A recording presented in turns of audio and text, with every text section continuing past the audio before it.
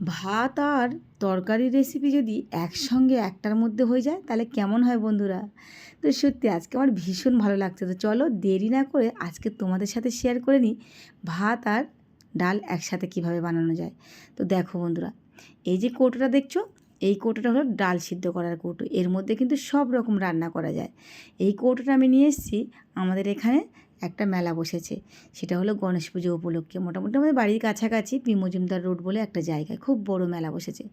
সবাই আমাকে বলে যে ডাল সিদ্ধর কৌটো নাকি খুব ঝটপট রান্না হয়ে যায়।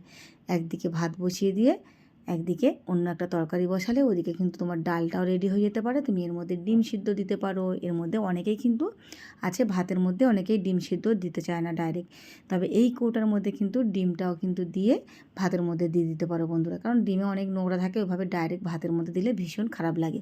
আমি তো কখনোই ভাতের মধ্যে ডিম আমি দিই না, যেহেতু আমার শাশুড়িমা বৈষ্ণব, নিরামিষ আমাদের হয়, কিন্তু তার আগেও আমি কখনো ভাতের মধ্যে ডিম সিদ্ধ দিই না। ডিমটা আমি বরাবরই আলাদা করে সিদ্ধ করি।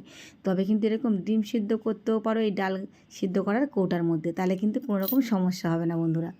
দেখো আমি এটা নিয়ে আসার পরে ভাবলাম দেরি না করে একটু ডাল বানিয়ে দেখি তো কেমন হয়। তো দেখো এখানে আমি লবণটা দিতে গিয়ে কথা বলতে বলতে লবণটা পড়ে গেছে, তো আর একটু দিয়ে দিলাম।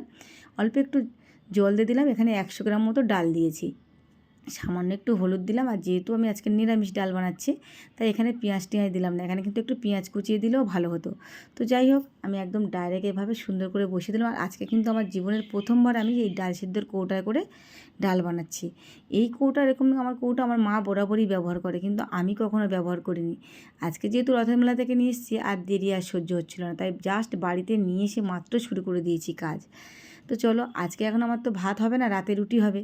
কিন্তু এই যে আলুর দমের জন্য আলু সিদ্ধগুলো বসিয়ে দিয়েছি, তাই ভাবলাম প্রেশার কুকারের মধ্যে দিয়ে দিই। ওই জন্য প্রেশার কুকারের মধ্যে বসিয়ে দিচ্ছি বন্ধুরা।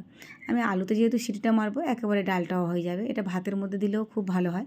তো চলো দেখো বন্ধুরা, কত সুন্দর হয়ে গেছে না। আমার এই ভিডিওটা তোমাদের কেমন লাগলো কমেন্ট করে জানিও। আর সবাই ভালো থেকো, সুস্থ থেকো। দেখা হবে পরের ব্লগে। এখনকার মতো টাটা।